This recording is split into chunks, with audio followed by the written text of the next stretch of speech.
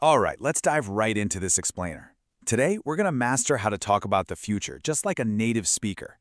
We'll be looking closely at the future continuous tense, dissecting some pretty common grammar mistakes, and then, honestly, we're going to completely elevate your conversational skills with some advanced idioms and essential vocabulary. It's all about making your English sound smoother, way more precise, and highly natural. So, to kick things off, let's think about a really simple comparison. Take the phrase, I will study English tomorrow. It's fine, right? It just tells us a fact about an action that's going to happen. But notice how tweaking it just a bit to, I will be studying English at 8 p.m. tomorrow, instantly paints a vivid picture of an action already in progress at a very specific time. That right there is the core feeling of the future continuous tense. You aren't just stating a dry fact, you're actually placing the listener inside that future moment with you. Here's our roadmap for today's explainer. We've got future continuous basics, when to use it, common mistakes to avoid, advanced idioms in practice, and finally, an essential vocabulary boost. Okay, part 1, future continuous basics. The absolute crucial point to remember here is that this tense isn't just about what will happen. It's about what will be happening and continuing at that exact future moment. It is perfect for describing ongoing future activities, actions that'll stretch over a period of time, or even future events that are just, expected to happen naturally. It really brings a beautiful sense of flow and duration to your future plans. Now, what's really cool is how simple the math is here. I actually like to call this the math of language. You literally just take your subject, add the constant phrase will be, and then slap an ing onto your verb every single time. Seriously, there are no complicated conjugations to memorize here. Study becomes studying, play becomes playing, watch becomes watching. It is a highly predictable, super reliable formula. Let's put that formula into action. Listen to how consistent it is across different subjects. Whether you say, I will be studying, she will be reading, or they will be playing, you are keeping that exact same will be plus ing structure. The subject changes, the verb changes, but that mechanical structure holding the whole sentence together, that stays exactly the same. Moving right along to part 2, when to use it.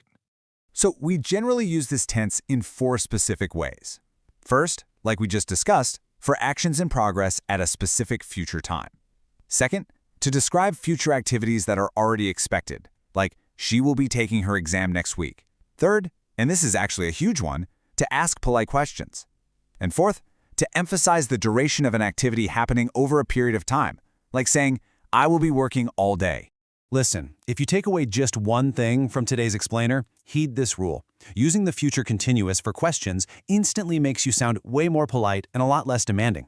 Asking someone, will you come tomorrow? Well, it can sound a bit direct, almost like a command, right? But asking, will you be coming tomorrow? Wow, it sounds so much softer, much more casual, and highly respectful of their schedule. It is a brilliant little conversational hack. And adapting this structure is completely straightforward. To create a negative, it's as simple as inserting not, turning it into will not be, or the contraction won't be. For example, I won't be studying tonight. And for those polite questions we were just raving about, you just flip the subject and will to ask, will you be studying tonight? It's really just about moving those modular blocks around. All right, part 3, common mistakes to avoid. Even advanced speakers can have erratic grammar habits, and there are some subtle ways this tense can completely fall apart if you aren't careful. So let's do some rapid-fire comparisons to lock these rules in. First up, whatever you do, don't drop the ing. If you say, I will be study English, you are basically mixing 2 completely different formulas. Remember, if you have the phrase will be, the verb must always take the ing form, so it has to be, I will be studying English. On the flip side, don't drop the be from the equation or your sentence structure will completely dwindle. Saying she will studying feels like a missing step on a staircase to a native speaker. You absolutely must include the be to bridge that future indicator will with the continuous indicator studying. The correct phrasing is, she will be studying tomorrow. Finally, even in a question format, avoid using standard present tense verbs like goes. The formula doesn't suddenly change just because it's a question. You've got to stick to the strict will be going structure to ensure you aren't making these grim errors. Will she be going there is the only correct path. Moving into part 4, advanced idioms in practice. Now for the fun part. We are going to explore 5 fantastic idioms. They cover a whole range of situations, from putting in maximum effort to dealing with supreme frustration, and they will absolutely help you sound so much more natural in everyday conversation. Let's look at the first two phrases. To go the whole 9 yards means to do absolutely everything possible, holding nothing back.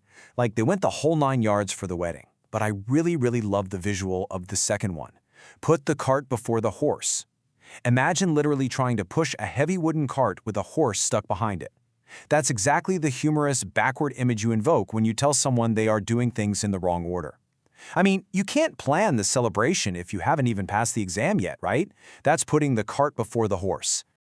Next up, we have in black and white. When you demand something in black and white, you are asking for it to be documented clearly on paper, leaving absolutely no room for debate. And doing this often prevents a situation where you might have to learn the hard way, which basically means learning a tough lesson through a painful or unpleasant experience. Finally, when a whole string of bad things happens, that final problem that causes you to just completely lose your patience, that is called the last straw. And finally, Part 5, Essential Vocabulary Boost. Let's finish strong by looking at 5 essential vocabulary words.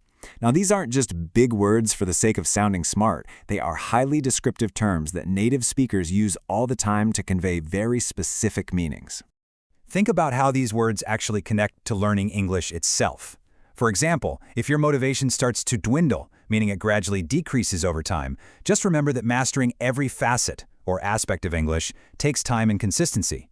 You're never going to get there relying on erratic or unpredictable study habits. You need steady, consistent effort.